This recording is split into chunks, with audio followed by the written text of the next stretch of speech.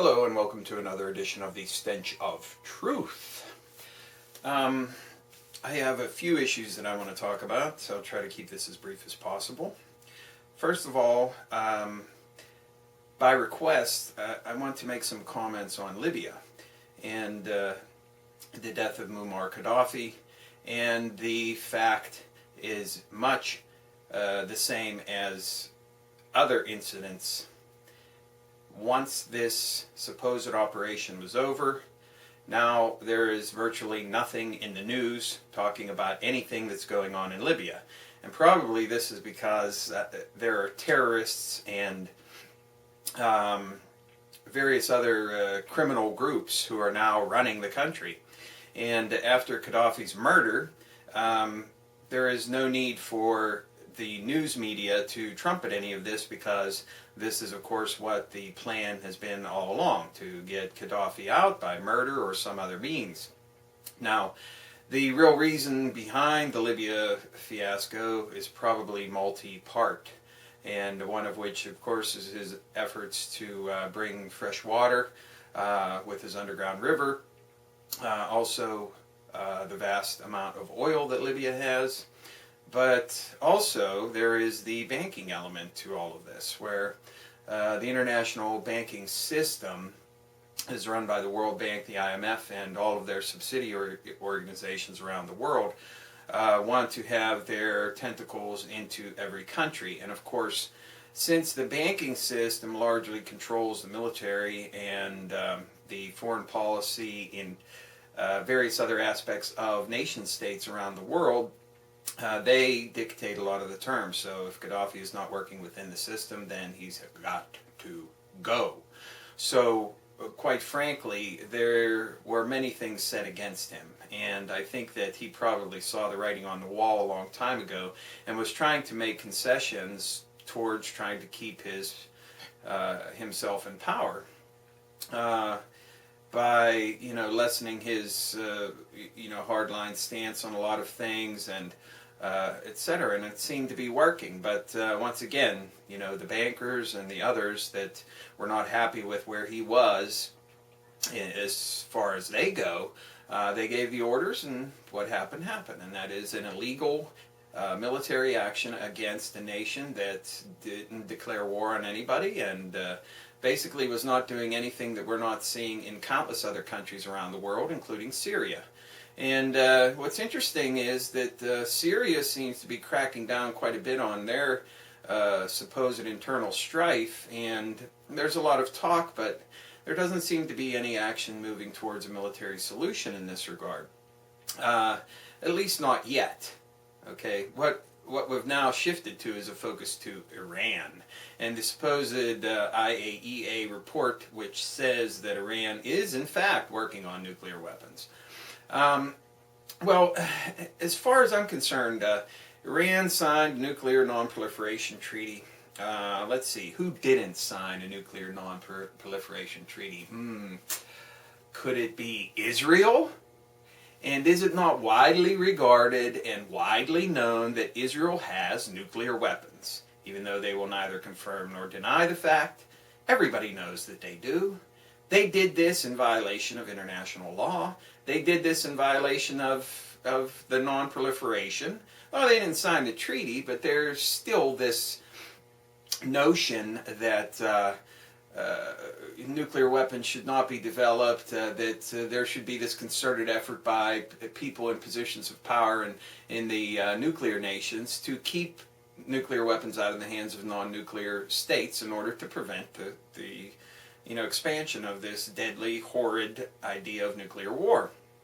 So I think it's rather disgusting and horrid that there's all this gyration and terror, fear being placed on Iran having nuclear weapons, when Israel just quietly went about doing their own nuclear weapons development program with the assistance of Germany, South Africa, and the United States, either wittingly or unwittingly, and possibly having tentacles right here into Pennsylvania with the theft of nuclear materials in Apollo, Pennsylvania, quite some number of years ago.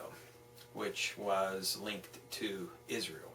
Now, do I want Iran to have nuclear weapons? No. I'd rather not have anybody have nuclear weapons, because the nuclear weapons in any form being used in any fashion whatsoever is just a horror, too terrible to even think about. I mean, just look at what happened at Hiroshima and Nagasaki, and what we have today by way of nuclear weapons are much more deadly, much more destructive, etc. And considering that we already have an ongoing nuclear crisis in Japan with the Fukushima Daiichi nuclear power plant, I mean, I can't see anything that can be gained by further going down the road of nuclear weapons. So I'd rather see them not have it. But lacking actual proof, okay, and lacking any real concrete evidence that Iran has any plans on using these things for any purpose other than self-defense, I think that one could very easily say, well, you let Israel get away with it, why are you coming down our backs, right? So this whole Iranian thing needs to be played out. War with Iran is much different than any of the other engagements that the United States has gotten involved in. This will not be something that will be entered into lightly without some significant movement in that direction prior to it happening. So I don't see any kind of military action going on against Iran, at least from the United States. Now, Israel's another matter, because they're all a bunch of psychos over there. So, you know, I just don't know where this is going, but I don't see anything happening very soon. Now, I wanted to also comment once again on the pedophilia issue out of Penn State. And I wanted to say that I'm very happy that Jerry Sandusky gave that interview, because after listening to it, he sounds like a pedophile. And he's certainly, you know, doing a disservice to his defense. And I think that this may be indicative of the fact that he realizes he's going to go down. Now, I want to put some things in context, because I mentioned this in my blog post, but this is very, very reminiscent of the Franklin credit union scandal involving the infamous Larry King, not the Larry King from TV, but the Larry King who was involved with the Republican Party, a very prominent member of the Republican Party.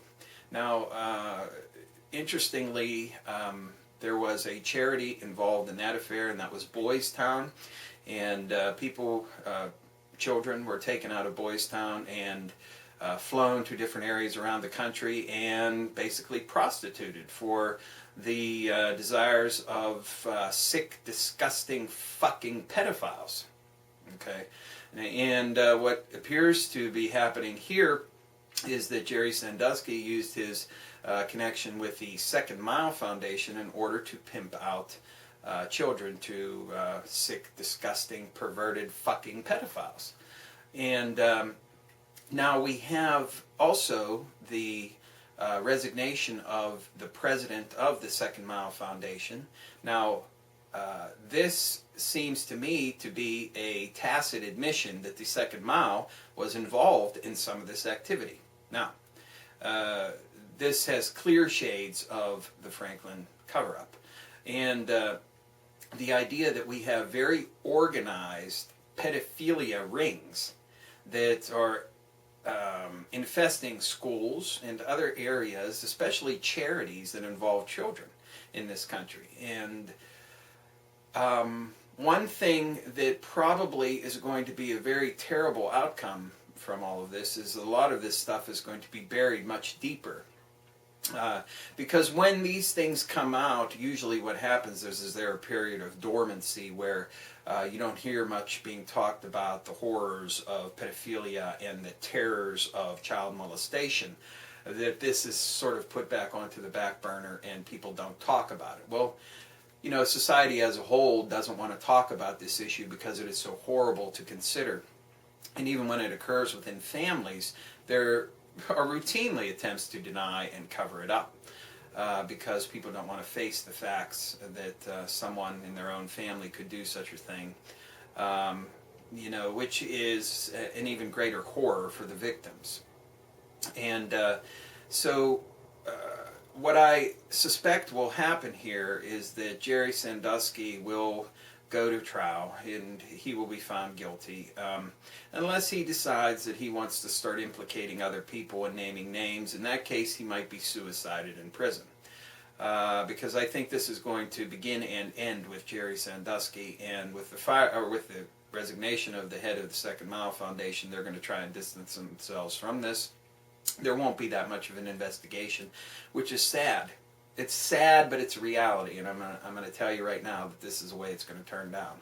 Okay, Second Mile is not going to be implicated in anything.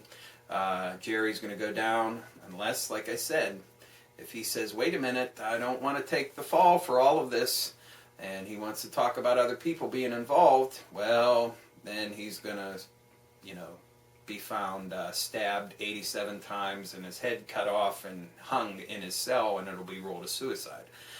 You